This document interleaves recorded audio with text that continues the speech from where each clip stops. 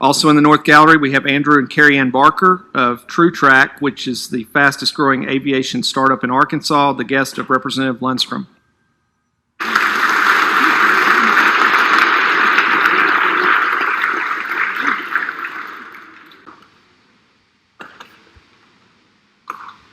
Colleagues, I'll be real brief. You may have noticed in the rotunda there were a lot of aviation-related items in the rotunda. Today is General Aviation Day at the Capitol. We have several groups and special guests I'd like to recognize. Something that most of us may not know, but civil aircraft is Arkansas's largest export. That came as a shock to me. In the East Gallery, we have Henderson State Aviation Cadets. These guys will stand up. These are the guys and gals in the red shirts. Also, we have members of the Arkansas General Aviation Association in both galleries, over here and over there.